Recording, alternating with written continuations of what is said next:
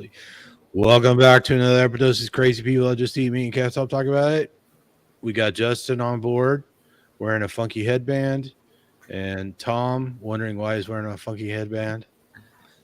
So, anyways, do your spiel. I say, what's our topic? And you go, well, wait, before we get into that. You're providing spoilers. Come on, man. Don't do spoilers.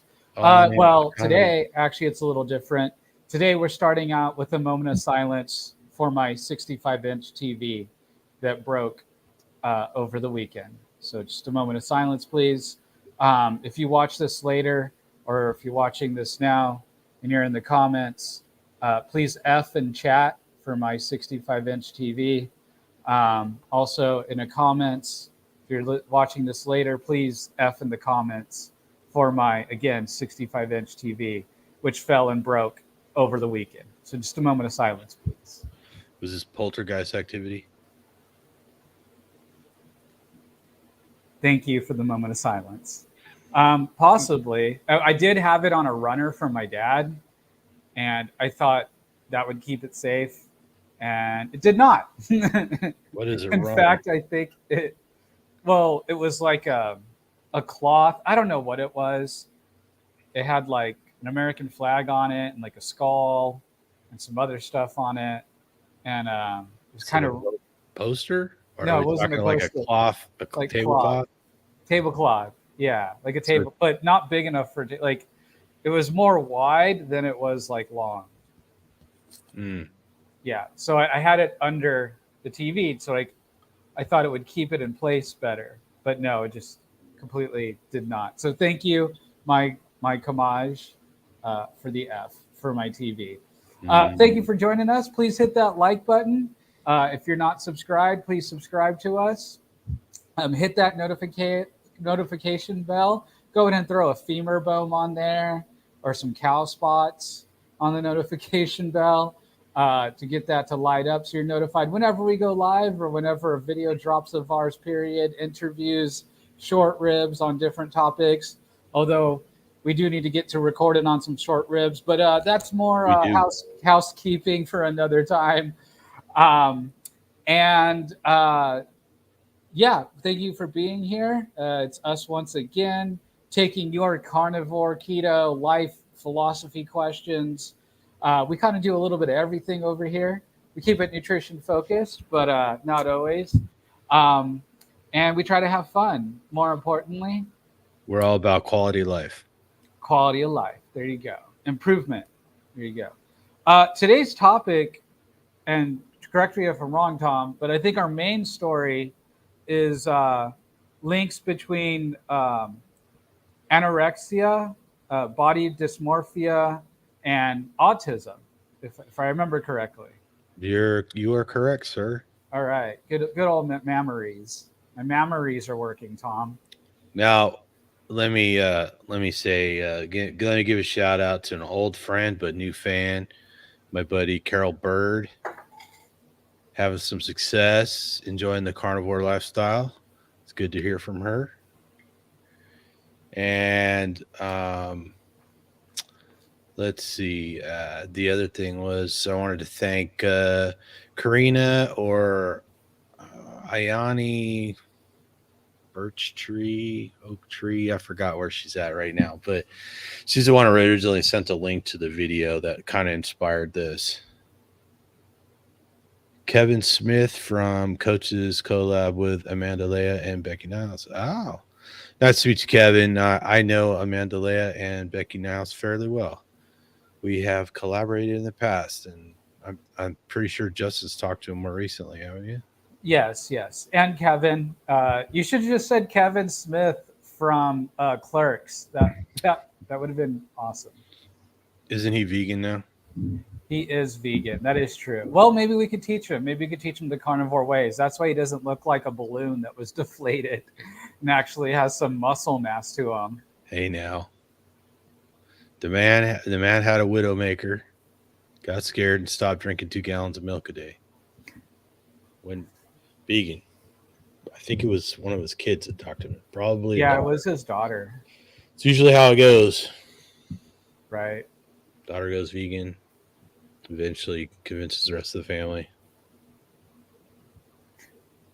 I'm wearing a headband. Hey, Raymond. Hi, Christina. Yeah, I don't know. He's wearing a headband to keep his hair out of his eyes, and that Yeah, was the only one he could find that wasn't chickified. yeah. There So, wasn't like it's the most flowers. masculine headband he could find. Yeah, there was one with cherry blossoms that I was interested in, but I don't know. I can't pull off pink as well as some other guys. Oh, Vanessa's here. And Christina. Good to see you guys on board. So, yeah, so there was a video that came out, and it was Jordan Peterson, who pretty sure everybody knows who that is by now. Who's still And carnivore, I believe, by the way.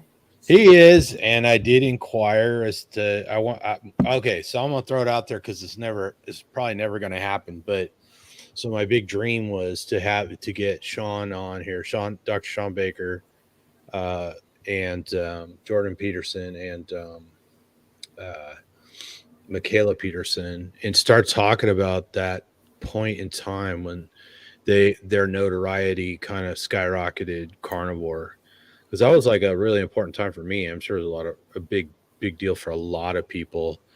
And so anyways, Sean said he was down. Michaela never really said one way or the other. She just said her dad wasn't interested in talking about carnivore. And so that's where that died. But I'm gonna circle back. I know it's Michaela's really busy. She's a busy girl, so she's got a lot going on. So Maybe if I was wearing a Michaela headband, yeah, maybe that's maybe, the ticket. yeah. So Or maybe we anyway, have to start wearing suits, and then we can get Jordan Peterson because we'll be in suits. hmm Definitely a winter idea. yeah, yeah, definitely. We're not hanging out in old Canada or Russia or wherever You people want to are hear coming from. something funny? When I met Jordan Peterson, I was Mhm. wearing like graver attire. What is that? Like raver, but if you're like more into like the goth scene, Oh, you're a raver. I thought you said braver. I was no like, graver, like mm, graver attire. Yeah, because I was a mm. graver at the time, Were you and so taking like Molly? Did you try and hug him? I did not try to hug him. Wait, I did hug him. Wait, no, I shook his hand. I think he put his hand over my shoulder. So there were drugs involved. No, I was just very, very, very tired because I stood in a 2.5 hour line to meet him. Mm. Yeah, it's a popular fella. Can you imagine waiting in line to meet him now? Well, I think you have to buy like VIP tickets now, so that when I saw him, it was his first tour and one of his first dates, and it was his first date in LA is when I saw him. So it was like Mm. 2017 is when I saw him. Yeah, so he was in my neck of the woods not too long ago, and I looked at tickets started at like, I don't know, the ones that were available was started at like $300, and went all the way up to like $1,600 or something. Yeah, I Don't want to quote say me I on that, paid like $50 or less, right? and it was like general admission. I forget the name of the theater, but it started with an O in Mm. LA. Hmm. Yeah, I don't know, Orpheus or something. Yeah, I So think so. yeah, Anyway, I have a terrible picture of me and him together somewhere. I don't remember where I stored it. it's a treasure now. It is treasure. You were one of the first 100,000. Easy. Yeah, probably something like that. Yep. So let's see. So anyways, Karina sent me the video, and since um, we're talking, a lot of us coaches talk to a lot of people that have eating disorders like anorexia. It's rather common, as is body dysmorphia, which not too surprisingly, people frequently have both diagnoses at the same time. Um, and of course, to deal a lot with the autistic community, or at least as much as possible. And that involves both people with autism or Asperger's or their family members, caretakers sometimes. So, anyways, it was interesting that there was some commonality to the two disorders brought up in the discussion. Now, the video is primarily about the roles of the right and left hemisphere of the brain. Now, the video is getting some feedback. I heard myself. Did you hear it? Yeah, it's because I'm doing the thing, but it should stop now. Okay. Sorry, folks. Little technical glitch out there. So I was wondering, anybody watching right now? Did anybody watch that video with Jordan Peterson and McGilchrist? Anyways, I don't know. It's a fairly recent video, so it's the new one with McGilchrist, not the old one. They did one a while back. I think that was much shorter. This one's like an hour and a half. So I've been meaning to clip out this section of the video. It's like 2 minutes of it.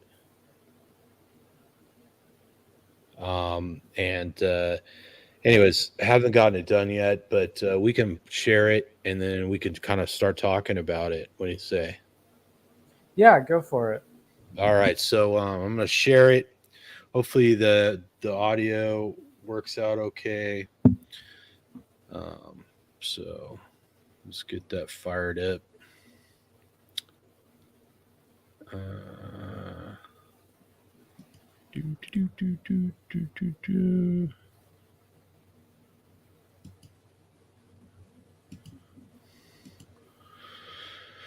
So this is McGilchrist finishing up he's talking about a new book he has that came out.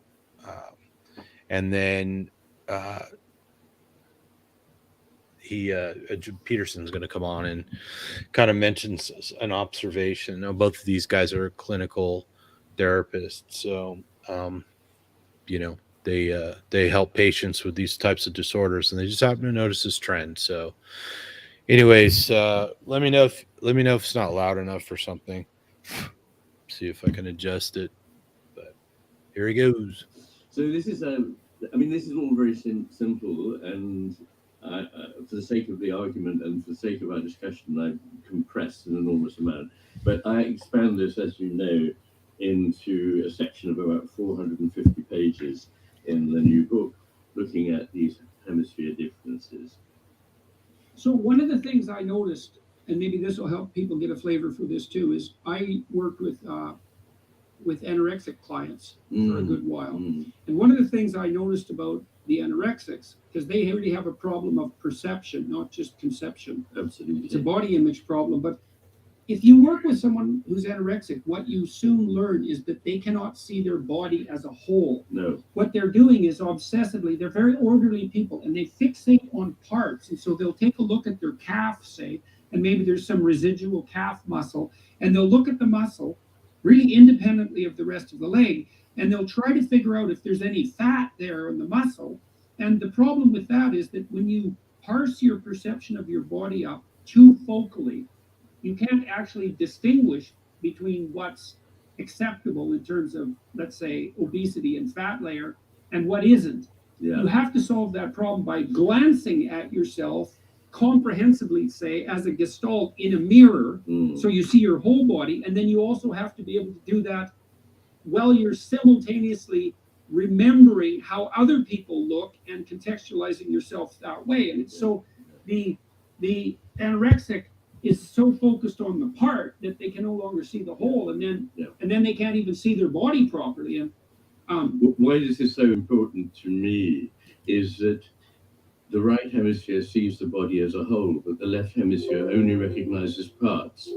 It doesn't contain the full body image, but that is in the right hemisphere. And there's several lines of evidence that suggests that anorexia nervosa is in fact a right hemisphere deficit condition. It has many of the elements of autism about it, which also simulates a right hemisphere deficit condition in some cases. I mean, I would say that there are autisms rather than one single autism, but that would take us perhaps too far away from where we are at the moment. So that means the body dysmorphias are, at least in part, a substitution of the map for the territory. And I wanted to talk a bit about that left hemisphere issue idea too. So imagine when you detect something as a part and you've defined it as a part, you've also, in some sense, like I'm looking at a little black box in front of me right now, and I can see it as a single pixel entity in some sense. So it's a black box. So black is a very low resolution idea, and box is a very low resolution idea. And if I really look at the box, I can see all the subtle variations of color because it's not just pure black, and there's all sorts of shades of gray. And I can see all the things that distinguish it from other boxes. But when I say box and I see black box, what I've done is I've compressed the world into a concept, which would be a map, let's say. And then you can see that we do that so much now because we communicate so much, and our part detection has become so powerful. Our ability to focus in on details, technologically amplified by our ability to exchange linguistic ideas and the power of our science. And so you think maybe that as we've progressed over the last several thousand years, that intense social communication that's allowed us to parse up the world into finer and finer, more detailed bits has also suppressed our relationship with the right? Yes, I think it has. But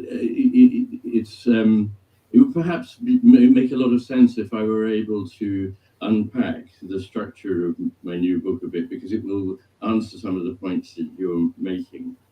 So, Hey, Tom, you think we should pause? the book's Yeah, I mean, I think we might have shared enough right there anyway. Yeah, right. So I was so busy trying to adjust volume and everything, I realized, oh my God, I'm not even sure where we are. So could you hear it okay? Yeah, I could hear it all right. Okay. Yeah, so for at least when I understood it, because I just watched this podcast, they're talking about, I guess the guy just came out with a book. Do you know the name of the book, Tom? He just came out Yeah, with? it's called The Matter with Things. And his so I last guess name is he McGilchrist. individualized and splits the left hemisphere and right hemisphere of the brain and its components and things like that. It's really interesting. And the point that they're making in that clip that me and Tom think are important is it's a right brain deficit. So if you're left-handed, then supposedly you're more right brain dominant. And then if you're right-handed, you're more left Left brain. dominant. Yeah. Yeah. I have no brains apparently. But you're a lefty, so you're I'm a probably more lefty. you're more right brainy. So And I'm I'm more a right. righty, so I'm more left brainy. But I'm also quasi-autistic, so then I also have right brain deficits, which is why I can't do nothing no right. Quasi or just undiagnosed, because this seems to me in a recent discussion somebody asked me, and they definitively classified you. So Well, I haven't spoken to her personally, so quasi-tism. I have my own quasi-tism. That's what I have. quasitism. Quasitism, yes. All right. So, anyways, I thought it was interesting from the standpoint of, when I got diagnosed, that was it. There wasn't any sort of follow up or suggested therapy or any sort of treatment recommended at all. And when you don't really know that much about autism, and then all of a sudden you're diagnosed with it, it's like, what do? You just find out whatever you can, or spend a lot of time questioning whether this could possibly be true or not. In fact, Carol Bird did a video one time called Imposter Syndrome, and that really hit home with me, because a lot of people that I know my whole life, they're like, yeah, I don't see it, I don't know what you're talking about. So there's a lot of that too. But when I went out and I met more and more people like myself, I not only realized that the diagnosis was correct, but that I understood it better, right? And the better I understood it, the more control I had over the parts of it that I didn't understand, obviously, right? So You learn from other people how they deal with it, or how they accepted it, or whatever it is. And so there was a tremendous shift in quality of life by gaining the understanding. And then, so like I said, I talked to a fair amount of people that have body dysmorphia and anorexia, and some of them are already diagnosed on the spectrum. I noticed that there seemed to be a trend of them either being in a relationship with somebody who is autistic or having autistic children. And it's like this thread that might very well be associated with, some sort of right brain deficiency or deficit, or we'll call it left brain dominance, because you don't necessarily have to have a brain injury.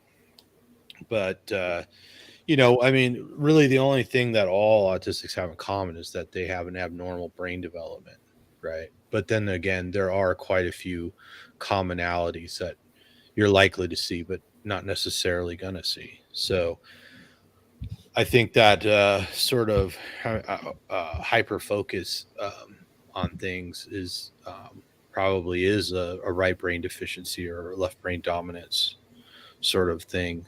So it's interesting what they had to say about the focus of, people with anorexia and how they view themselves. And they go on to discuss, how the differences of being focused on parts and never really seeing the whole, which is what the right brain tends to do. The right brain tends to see everything as an animated, living, connected sort of thing, whereas the left brain tends to see everything as disconnected individual parts. So I thought that was sort of a helpful insight. On one hand, the type of work I do for a living probably benefits from from that left brain dominance.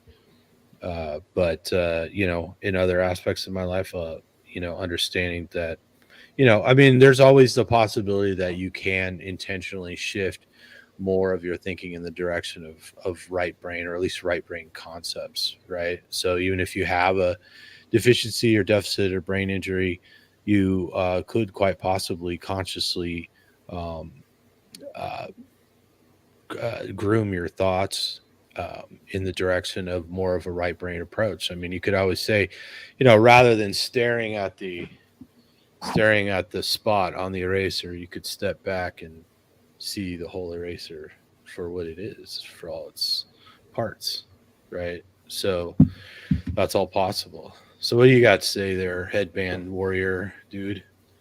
Yeah.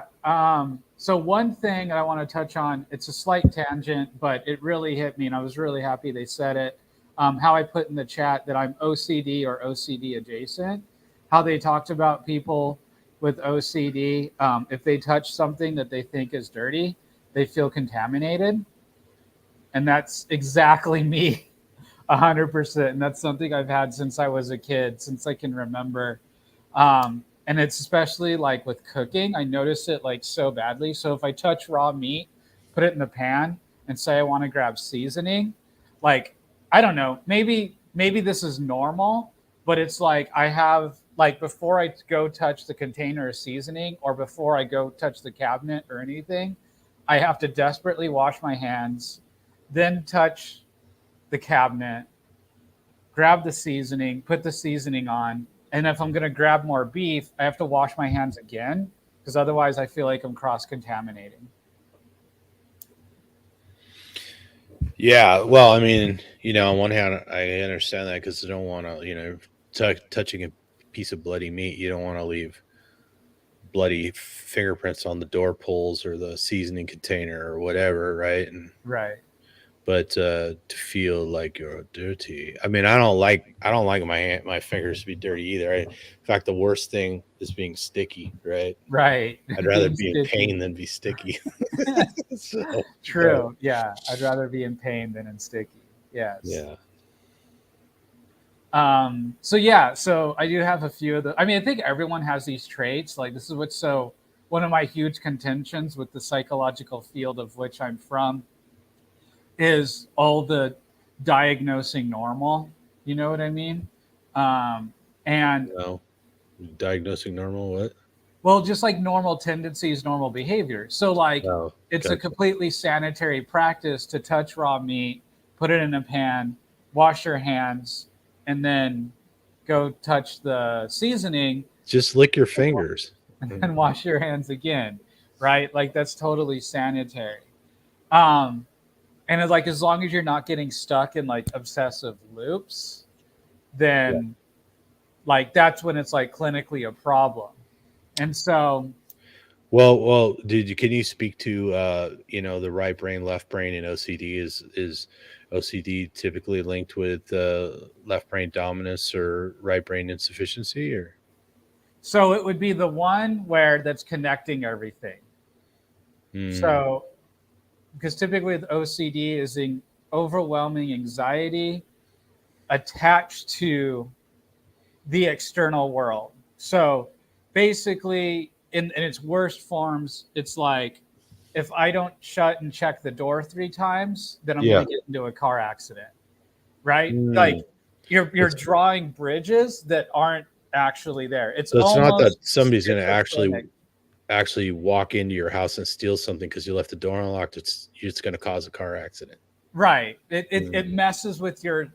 I think a base way to say it is it messes with your sense of safety. You're not able to feel safe unless you've done what are called rituals. Now everybody has rituals, but with people with OCD, all their tics are rituals. So it could be counting. It could be, their closed drawers, things like that, 3 times, the door 3 times, what have you. Is 3 a particularly common number, or is it just... It is pretty common for 3. Yeah. And I think that's more cultural, more ancient, the number 3.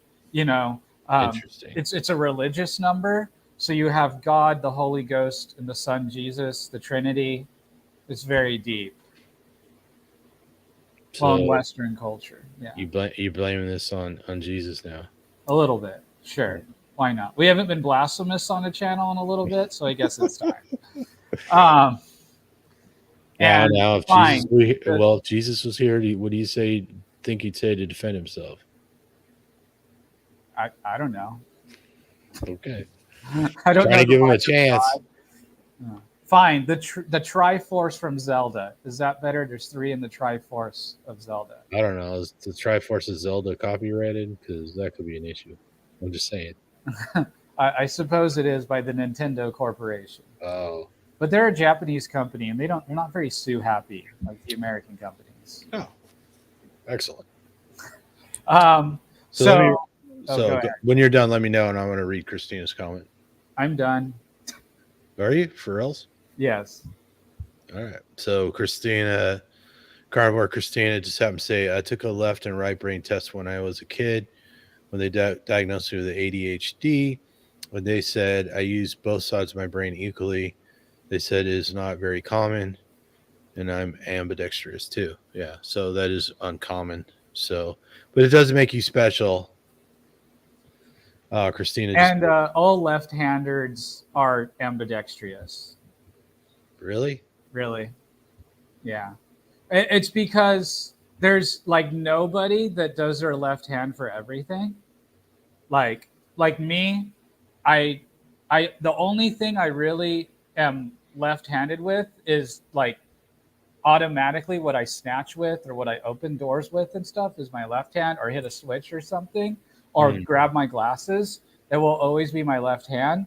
But throwing balls like basketball, baseball, playing bass, all right hand. So it almost sounds like what Christina's describing. Right. So, yeah. And there's very few people are actually left all the way through. But there are lots of people that are right all the way through. And I used to know the evolutionary reason for it, but I can't remember it right now. Yeah. And in the video, they do go on to discuss the sort of evolutionary basis for the development of 2 hemisphered brain with 2 separate parts. It's rather interesting, and it's very old. So the dual hemisphere the symmetrical hemispheres of the brain go way, way back. So, but let me get Christina's other comment here. She says, my son has OCD with washing his hands. It's problematic to the point where his hand will crack and bleed all the time. It's so difficult stuff to deal with. I try to be supportive though. And she says, not special, but I shoot guns and my bow with both hands and write with both hands. You shoot a bow, girl? Why did I just find this out now? We need some archery vid stat. Yeah, I was doing archery vid. There you go. Excellent. Yeah, I know OCD is very debilitating for some people, and I know I've coached a few people with it, and it's definitely seen some people do very well on keto and carnivore with OCD. Their OCD tends to be less active, but it's hard on family members too. It's like you're trying to go somewhere and they have to keep going back to make sure the phone's hung up or the door's locked or the Legos are stacked just right, or trying to walk down the street and they're afraid to step on a crack or afraid not to touch a branch or whatever it is. Those rituals. It's interesting because I live a life that's very routine driven, but I actually don't have rituals, if that makes any sense. So it's like I kind of want to draw some sort of commonality between being very routine driven and rituals, but for me it's like the routine is doing the same things every day, but I don't have to do them the same way. I just have to get them done, right? It's more like structures for accomplishment that I'm compelled to adhere to, but I don't specifically have to do them the same way or at the same time. They just have to get done. They're usually done in the same order, but I'm okay with doing them out of order, Yeah, so interesting thing about addiction. So I had my own theory of addiction, that addiction is a ritual. It's a coping ritual, because everything about it is pretty ritualistic, very focused, calling a dealer, getting the substance of choice, breaking it down into whatever, usage, whether it's liquid, the gas, solid. And then the same is with food rituals.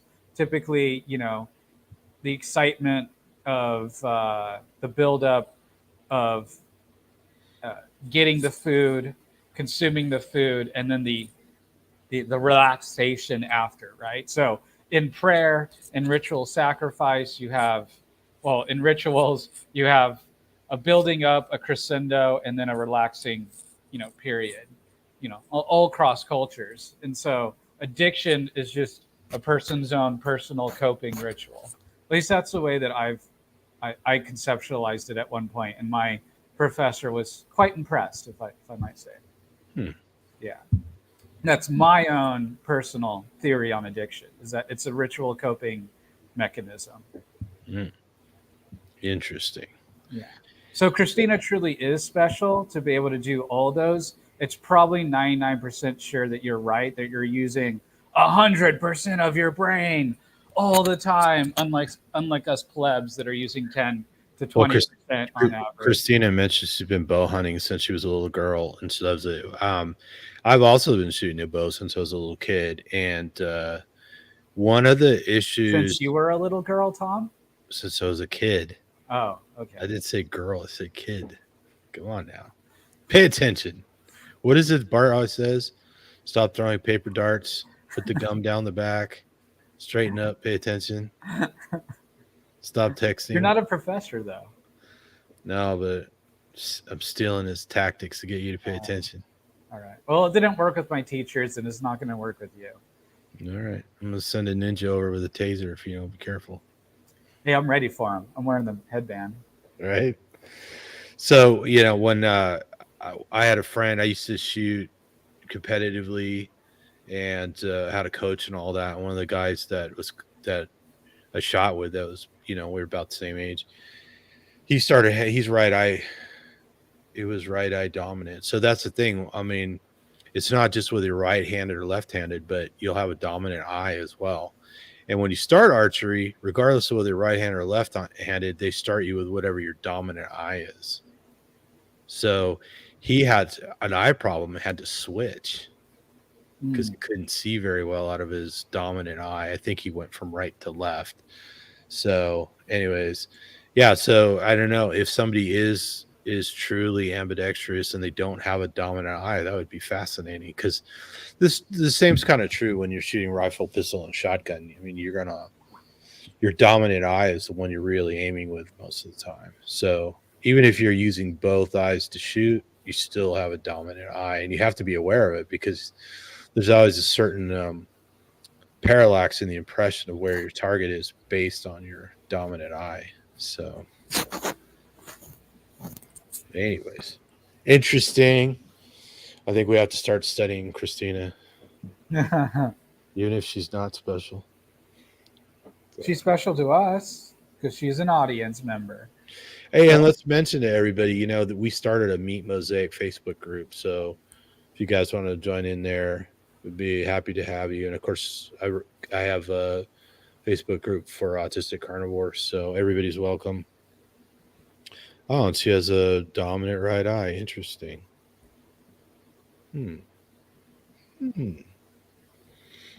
Anyways. So I think the brain would struggle. Like, you'd have depth perception issues if you didn't have a dominant eye, if I'm thinking correctly. That may be. I mean, you figure if most people are probably right eye dominant, then perhaps the perception from the right eye is dominated by the left brain, right? And maybe, the left eye is kind of taking the wider view of everything, and the left eye is zeroing in on specific details or specific objects or something like that, because you have to be able to pick things out of your environment, right? So you can't just stand there looking at a vista. Eventually you've got, at some point to survive, you need to be able to see the tree or the bear, right? Or Bigfoot. Yeah. Oh, well, we're on Instagram too. Christina said she's not on Facebook yet, but she's on Instagram. So I'm pretty easy to find. I'm Thomas Allen Clark, I think, on Instagram. Justin's all out life. I usually try and remember to put this stuff in the show notes, but as somebody in Autistic Carnivores pointed out, that it was missing out of quite a few of the show notes. So for me, like, I think I usually put a link tree link in there. When you go click on the link tree, then it shows you, the links for all the various social media. So, and we also have the Telegram Meat Mosaic as well. That's been running. Yeah, right, Christina, you are in there. Yeah, so for people who don't know, there's Telegram is basically like a messaging service. So there is a Meat Mosaic Telegram group as well. So anyways, let's see what Christina says. It's weird though. I prefer to shoot my bow left-handed and my rifle with my right. Interesting. Which hand do you cut your steaks with? Can you cut a steak well with both hands? I wonder if that might have something to do with when they were introduced, like started archery before rifle shooting or vice versa. I don't know. I mean, most rifles are built for right-handers anyways, so but you can adapt quite a few of them, or you can just buy a left-hander. But left-handers, of course, are less common. Yeah, just like guitars and things like that. Mm-hmm. And scissors are the enemy. So on your, what's your gut feeling on your average? I mean, I already established that, most autistic people just have an abnormal brain development, right? Right. So with your average anorexic who's, not apparently autistic, what do you think is happening there? You think I'm guessing it's primarily developmental, right? As opposed to a brain injury, because most people don't have traumatic brain injuries or even subtle brain injuries, right? Well, I mean, I think brain injuries are a lot more common than we think. You talk to enough people, and they typically fell as a young child. Um, Really? yeah. That's So, like, interesting. just small traumatic brain injuries are actually way more common than they're ever diagnosed. I probably had one. So, when I was 4 years old, I fell off a 4 foot stool and landed on linoleum. Um, uh, what's it called? Uh, Flooring? Flooring. Yes. See, brain injury. Sorry. Uh, uh, It's worse than and well, the way my aunt tells the story and my grandmother when she was alive, I split my head wide open, Hmm.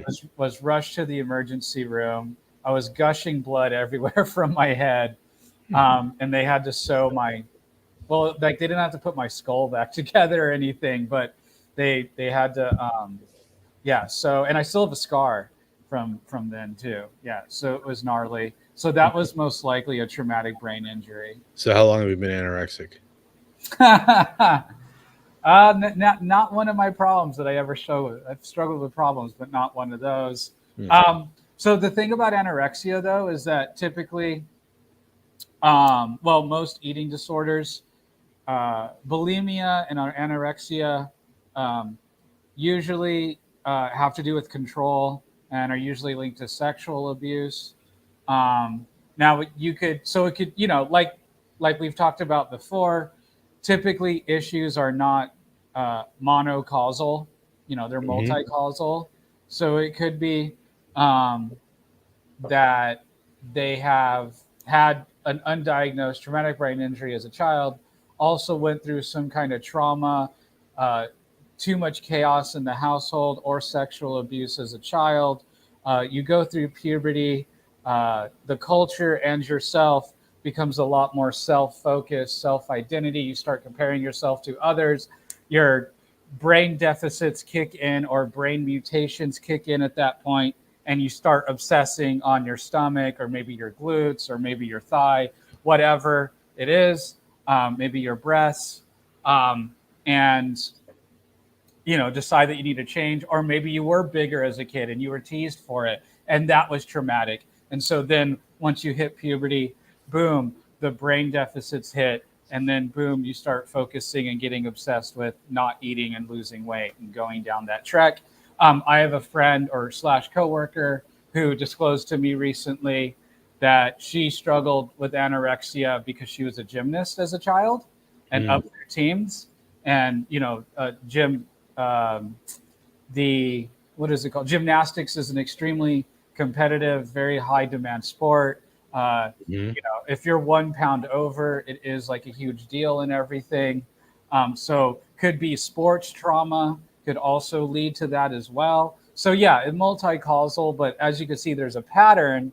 Um, I think it would require to really nail this down would be brain scans on top of trauma history, and then at what age or stage of puberty um, the anorexia started. So that's how I would go about it. Well, Dressing. it's a wonder that everybody doesn't have some sort of disorder, considering how many times little kids smack their head on a coffee table before they, slow down, learn to walk well, and then slow down, right? I mean, Right. um, so I'm wondering, is that just the roll of the dice? You have to get smacked hard enough on the right side. If you keep hitting yourself on the left side, you're fine. But if you keep drilling the right side, you got a problem. Yeah, potentially. And so now with our knowledge of food, right, and fats and vegetables. So let's say you're a kid. Let's take me again, right? So I fall off the stool, smack my head, gushing blood, all that stuff. Go to the hospital, all that stuff, right? I come home and what am I eating? Right? They probably gave me ice cream, or they probably gave me ice cream in the hospital. So now you have a brain that's gone through a trauma. Well, the whole self, right? Because as a child, being hurt that badly is probably traumatic, right? So Mm. that's a trauma. Not to mention every second that you're left on the floor, you know what I mean, is traumatic because you feel abandoned. Um, and then uh, you go to the hospital. That's scary because that's a whole new place, right? That you're not Right. familiar with. you have this person with a mask and needle coming. I actually have this memory of this needle coming down at me, and the needle, and it was like an anesthetic or whatever, so they could sew me back up. But I was Right. like wigging the fuck out. I mean, wigging the F-bomb out. And so that whole thing's traumatic, right? And so it's emotionally and mentally traumatic, but also physically traumatic to the brain. So now the brain's inflamed. And now, instead of getting that rest period of meat and fat after a period of trauma, now I'm getting inflamed foods, carbohydrates, and sugars, further further inflaming the brain, or at least making it more difficult for the brain to heal, possibly causing long-term damage. So it could even be a full spectrum of issues like that. Right. Yeah, like I say, a few things happen in a vacuum, right? It's like, when is there ever just one cause, you know? So, and I think that's one of the things I see is people who get sort of focused on, it was this, it was that, and it's like a lot of times there's more than one thing that contributed to the condition, right? So, you know how people get excited about whatever it is. It was just a food, or it was just trauma, or it was just, Right. And well, one part of that is the problem that we've structured our academic society to where it's all split apart, right? Like everyone's supposed to just be an expert in one lane, and they're not supposed to talk about and make connections. And so that's a bigger, and that would have been great if they went into this in that podcast, but that is that high right brain dominance of super focus, right? So we kind of live in a right brain dominated super focused world where everything is separated. I think that's the left brain, buddy. All right, left brain. What's interesting is right. that to this day, I still have to pause to tell my right from my left hand. I do the L. Like I have to do the L. Yeah, but when you're dyslexic, which one's right? Right? I mean, that's the first thing they tell you when you're a kid. They used to write it on my hands when I was a kid, because it's like you're doing the Pledge of Allegiance. You got the How bullied were you as a kid? You've got these funny shoes. You've got your left and right written on. Were you just big so no one messed with you? Well, I mean, obviously smaller kids are a target for bullying, but the big slow kids who don't understand everybody else are also the targets for everybody too. Because I mean, you get some serious street credit if you can land a punch on a guy twice your size, right? So yeah, there might have been a little fisticuff here and there. So and then by the time by the time you're done growing and you've got gigantic fists, and it slows down a bit until everybody starts drinking, and then everybody wants to fight. So, and then you get stabbed in the butt. Hey, we're not talking about that publicly. Not what it sounds like. No, unfortunately, one of my friends was rather inebriated, wanted to see how sharp that knife was. It's pretty dang sharp. And he ruined a brand new pair of shorts and underwear. Yeah, and I had to walk home and ask my girlfriend, do I need stitches? And she's like, yeah. But you're not going to go to the hospital anyways because I know you. So, it's a little crazy glue and a Band-Aid, and we're back to the party. So there you go. Yeah. That's all right. Yeah. You're back to your squats next day. Yeah, it wasn't really an issue.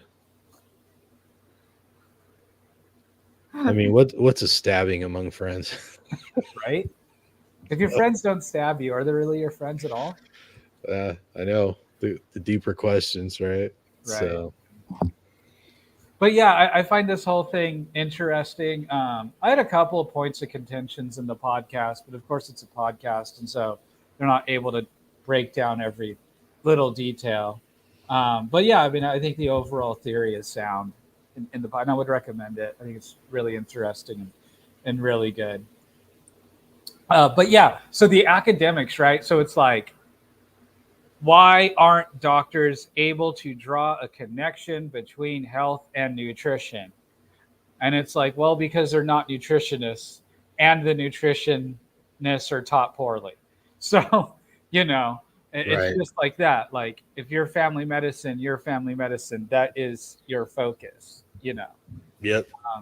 If you're in psychotherapy or psychotherapist or a psychologist or a counselor, an addiction counselor, let's say, that is your focus, that is your lane. And you know, I understand that, and that I understand the need for that and the want for that, because in theory it should protect the public, right? Or it's like, okay, you have different experts for every field so that people know who to go to when having this specific issue, right? The, Right. the problem is that that's not how the human system works. That's not how society works. Um, for a person, helping people is extremely complicated, even on an individual level, and it's multifaceted. And there's so many things to consider, and you have to have a multiplicity of disciplines, I think, to truly be effective in helping other people. You know, obviously, I'm talking deep life issues, health, fitness, um, mental health, emotional health, spirituality, you know, the deep stuff.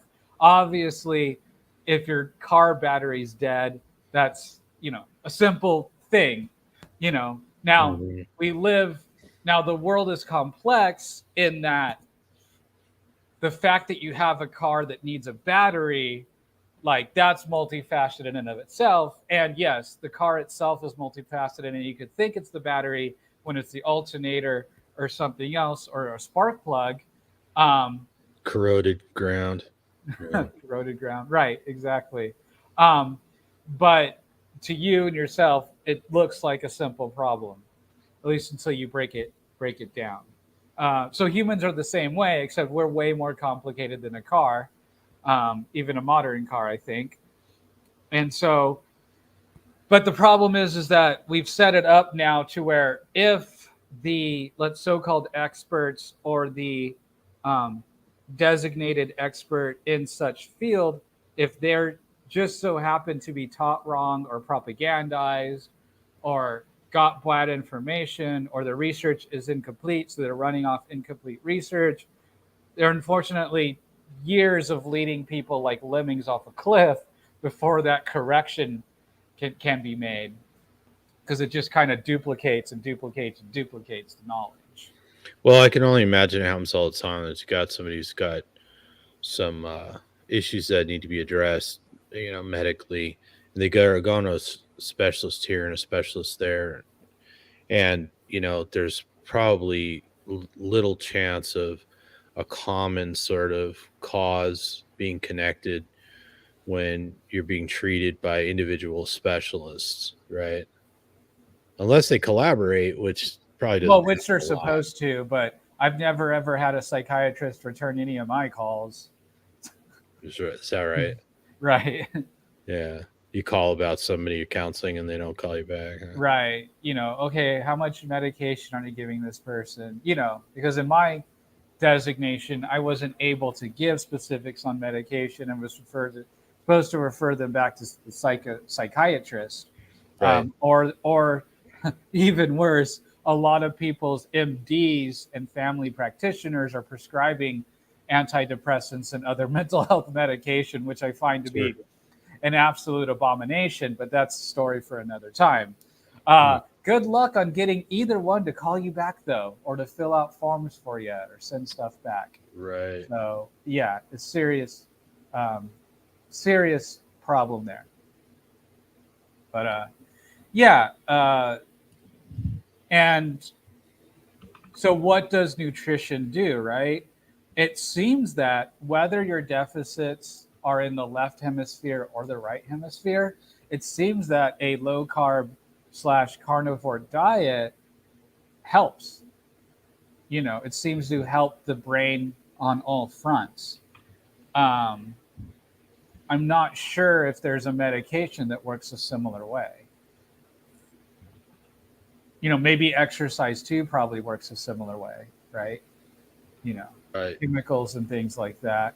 But I certainly am able to focus better.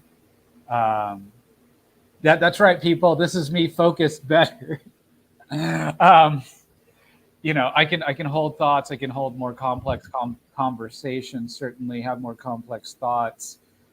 Able to narrow in and back all the way out. Now, that could be though because I love music, and I know you love music as well, Tom. And Hate it. music is all right brain, right? It's all, as they said, it's not, you don't listen to music as individual notes, you listen to music as complete pieces. I love music, and I'm not picky like Brett Lloyd. Doesn't have to have a separate bass. Come on. And so, and I think so. The tiger moms in the Asian culture, or very high achieving families, they will oftentimes schedule out left brain and right brain activity. So it'll be like, okay, do your violin for an hour, and then go do your math homework, and then switch over, and maybe you can play a video game or something like that. It's more like right brained. So you can improve yourself on your deficits by doing hobbies that are more related to the side that you feel that you may have a deficit. Yeah, so you just kind of wanted to fluff out or flesh out some nuances. And so we're talking about typically a right brain deficiency, and we mentioned brain injuries, maybe you fell as a kid or, whatever, car accident, military service, accident in the bathtub, whatever. And then we talked about autism, where the brain physically develops differently. But perhaps some of it too is just that you have a physically normal brain, but you missed a few steps in childhood development, right? Of developing some of those processes. So neglect, failure to thrive, which is when children don't get enough nutrition. Correct. And that's probably the more likely scenario where you're going to be able to create the biggest change, right? Because you don't have a physical impediment per se. You just need to develop the processes in the brain that are likely still waiting to be developed. And even things like touch, being held as a small child is like humans literally die without touch. It's funny you hear that. It's like I remember like stories of. I'm paraphrasing because I don't remember exactly, but it was like, oh, these poor children in these rough Russian orphanages, dwindle away because there's not enough people to hold them or whatever, and you hear that. And then I remember one of my mom's most common complaints is that when I was a baby, I didn't want to be held. I didn't like to be touched, which for a mother who wants to hold her kid, I'm sure that was a bit of an issue. But even until probably early adulthood, I mean, when you're a kid and you got family, they come by, even for the holidays, you got to line up whenever people are coming and going. Everybody gets a hug and a kiss and, all that. And that drove me crazy. I was like, well, why? Really? But now as an adult, I'm like very affectionate. So I like it. I'm not saying I want to kiss Justin, but, I would hug him. So.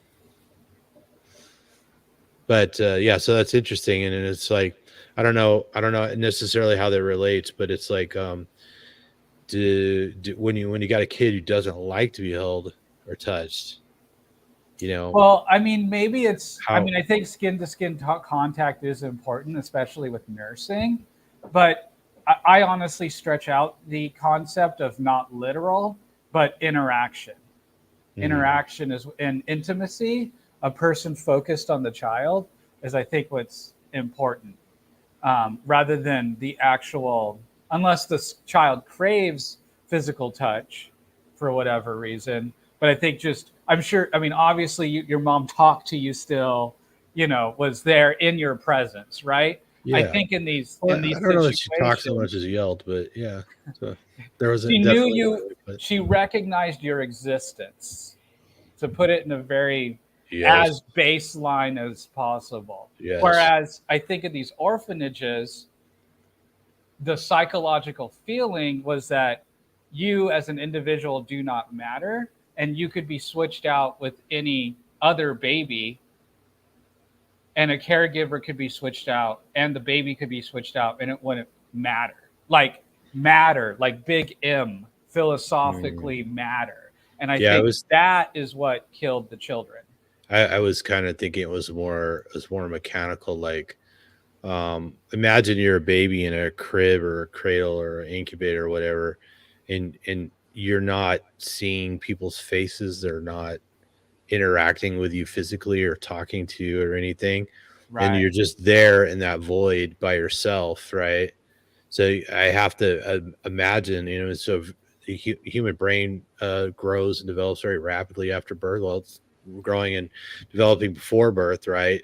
So I would assume that there are those sort of mechanisms of development that are going on that are dependent on interaction, whether it's just, you know, somebody talking to you or smiling at you or, you know, waving a teddy bear at you or holding you or whatever, right?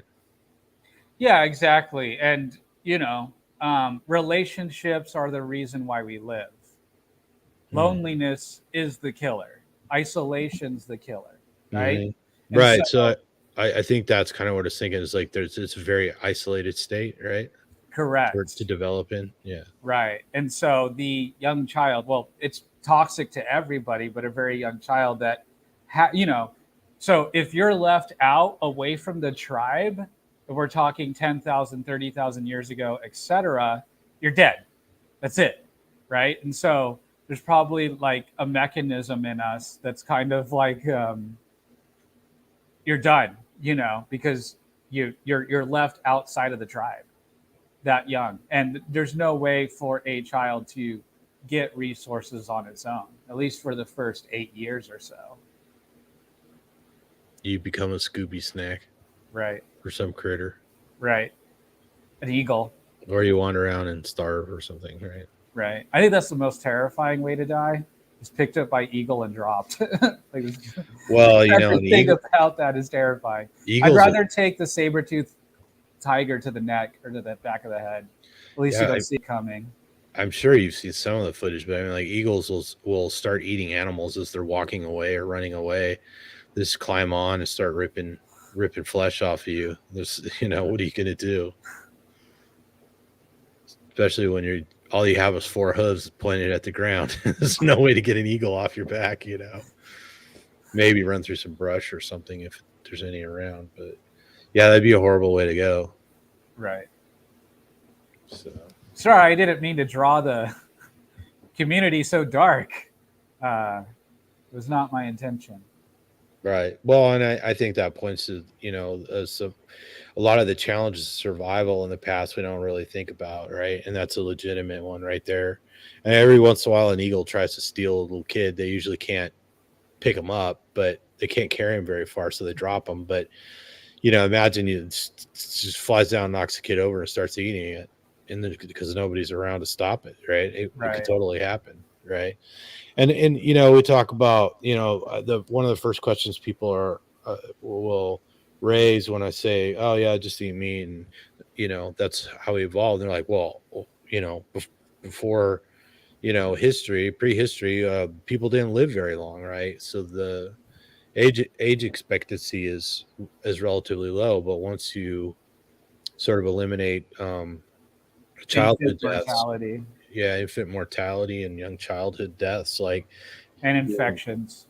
Yeah, things like you know, getting toppled and eaten by an eagle, which is rare now, but or like you said, you know, dying in childbirth, you know, that's changed quite a bit, or just dying after childbirth, you know, mother and child, you know, we've come a long way, and most of it has to do with sanitation. And to a lesser degree, things like antibiotics, right? So, and the person that discovered that you shouldn't touch babies after touching dead bodies was put into a mental institution and then bludgeoned to death by a guard. Yeah. True story. Yeah. True story. Yeah, history's full of those ironic sort of ironic sort of twists of fate. People are cruelly treated after making revolutionary discoveries. So. And now they just deplatform you. So we're still on the ups. Yeah, we haven't been canceled yet. So. Yeah, in fact, we suggest everybody download the video and save a copy just in case it happens. I mean, for all we know, we get banned because of Justin's headband. How did we get banned because of this? Yeah, I don't know what it means. It's from a show. It's from a children's, well, teen show. A children's show. Teen show. Teen show. All right, so you got any more insights or wisdom on right brain, left brain understanding? They're bananas in pajamas coming down the stairs. I don't know why that just I popped have in my no head. idea what that's about, but I assume it's some childhood recollection. Yeah, that's the only use for for bananas is put Wearing them in pajamas? pajamas and put them down the stairs. All right. Well, yeah, I just like to point out that the reason why we bring it up is or at least the reason why I brought it up, and I think Justin would probably agree that the better we understand that something like a right brain deficiency or deficit, could be contributing to something like anorexia or autism, or at least some of the symptoms of the autism, right? And when you understand these things, there's you gain more control over the aspects of it that you don't like, that you want to change, right? Yeah, and one thing about it is, so the problem with anorexia and autism is that they are endoconscious. At least I think that's the phrasing, meaning that they're internal, like you live this way and you don't know that other people don't think and live this way, right? So it's like, to you it's normal and you don't realize, like, maybe anorexics understand they have a problem, but oftentimes not really. They don't have that clarity or insight, as it's called. And At least so, until they get help, right? right. And it's usually, because they end up in the hospital, right? Right. Or those with autism, unfortunately. Well, we're unfortunately really good at diagnosing kids with autism, but that's another discussion for another day. But anorexics, it really doesn't put up a lot of red flags. And that speaks to, again, more trauma as a child, because then you have mental and emotional neglect of the teen, of the child, because their parents aren't seeing the red flags of, hey, my kid stopped eating. You know what I mean? My kids lost a lot of weight. And I think mothers possibly, especially if they come from a background of being overweight, they see their daughter as being super thin, and it's like a status symbol, of them. And they project the shield of confidence onto the child that they're doing great because they're skinny, and maybe they're going to be able to ask out that alpha Chad football player that denied the mother in high school. Like, the relationships between parents and children are usually projections of the failures of the parent that are overexpressed and projected onto the child. I have seen it happen. Right. I've had a conversation with somebody recently where that was clearly the case, and I was not sure what to do about it. So anyways, yeah. And one of the things I've noted, a lot of people have noted, most people are fat phobic, right? They think eating fat is bad for us. Has been drilled into us, particularly animal fat. So when you got somebody who's anorexic, it becomes even worse for them, right? Because everybody around them, except the carnivores, are fat phobic, or the keto people, right? So that's tough, because how are you, the lack of fat sort of sustains your mental illness, to some degree, You know, we've seen it time and time again, people with all sorts of problems like OCD and ADHD and foggy brain. I mean, how many, this is like a laundry list of sort of psychiatric issues and mental attributes that we see resolve when people eat enough animal fat, right? Yeah, and I want to bring up a point that you bring up often, and I'm surprised you haven't brought it up uh, in this conversation, is the correlation between bodybuilders and body dysmorphia, right? Well, right, 10 minutes ago, I was like, I was going to say that, and I just didn't get to it. But yeah, so, not even like hardcore bodybuilders, but, people who have, done well to develop muscle, particularly, what we call hypertrophy. We kind of divide strength training from, say, bodybuilding. They're kind of two different sports with two different techniques for two different purposes, but they're similar, right? And to most of the world, they look like the same thing. But I have noticed that people that are interested in looking like a bodybuilder, with large exaggerated muscles, and not necessarily interested at all in how much they could lift or how much endurance they have or anything like that. I have yet to have a conversation with one of them who didn't mention that they were teased for being fat as a kid, or, their parents, punished them because they were pudgy, or, it's like, and then we start talking about the condition they're in now. You see the body dysmorphia because they're like, oh yeah, it's like right here. I could never quite get rid of this right here. And you're like, what? It's like, I don't know. I don't know what you're seeing, and whatever it is, I think it's hidden behind your waistband. Nobody sees it, or whatever. It's like some tiny imperfection, or one muscle on one side is slightly smaller than the muscle on the other side. And it's like, a lot of these people look stunning and amazing, like, and they still are not happy, and it becomes fairly clear that they're not quite seeing themselves as we see them, kind of generalizing there, but yeah, their self-image is distorted for sure. So it's both the running away from the misery of being a kid teased and berated by everybody to an adult who can't really see themselves as they are, right? So yeah, thanks for bringing that up. Yeah. So yeah, I mean, at least they're doing something good with that, because right. most of the people that are into bodybuilding and stuff are healthy and trying to do it in a healthy way. They're not necessarily going to any extent to look the way they are, but obviously some do, right? Right. And well, that is the key to being successful: is you take your deficits and you turn it into a career, or you find a way to make them into a strength, Or you just play to your strengths, or you just play to your strengths. right? So shall we wrap this one up, or? Sure, we can pack it up, put it in a pipe, whatever.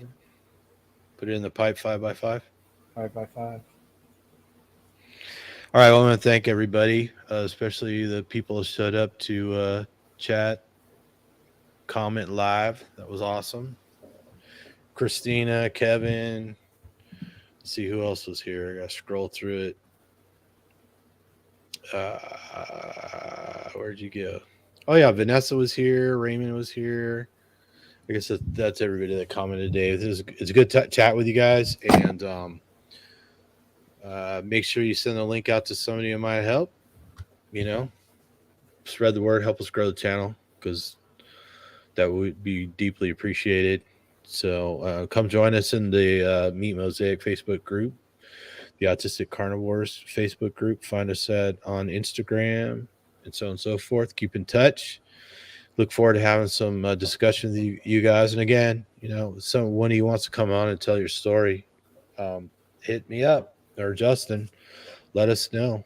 So we love helping people tell their story. We love every time I talk to somebody, they have something compelling to say. You know, every time I put out a video, and in the beginning, I did it a lot because a lot of people, it was new. Raymond's asking about the September meetup. So we're definitely doing a Flying Dutchman eating challenge in Norco, California, which is right off the 15 in Norco. I don't know if we picked the exact date, and then we're going to try and arrange like a more casual sit down dinner somewhere where people can get together and hang out, you know. So in and outs, you know, kind of fast food or whatever, but maybe we'll get another one going where we sit down and hang out. So yeah, and those are perfect questions for Facebook, and you know, you guys can always leave comments on the videos, message us on Facebook if you're on there, message, you know, send us a DM on Instagram or whatever. Again, I'm just Thomas Allen Clark on Instagram, and Justin's Justin All Out Life Carnivore on Instagram. So we're easy to find. So anyways, again, thanks everybody for watching. We look forward to seeing you again next Sunday, and hopefully we'll get some more short ribs cranked up before too long. We both Justin and I have been working a lot in our regular jobs, so we haven't had a lot of time to make new videos. So any closing comments, Justin? It's been a blast. I thought this was a really good episode for us. We were, what is it you say? Expanding the conversation? No, elevating the conversation. I think we did that tonight, so we should be proud. I'm proud. So there we go. Thanks for bringing that up too, because that was one of my goals. I mean, one of my goals from the beginning was to start to help building a community, because I mean that's really how you learn things, get help, or you know, just the community and not being alone. Because a lot of us were the only actual carnivore we know in person or that we see in person on a daily basis. But also, you know, if everybody's covering the same topic every week, you know, and people get mired down in nose to tail or how much salt you're supposed to eat or whatever, you know, they're interesting, you know, concepts and everything, but we like to bring a little more to the table. So just so happened that Karina sent me that video. It was right on topic for what Justin and I deal with a lot. And of course, we're fans of Peterson as well. So JP. There you go. That's how you say it. So anyways, until next time, eat some meat, feel better. Or whatever you do, don't fall down the hemisphere deficit hole.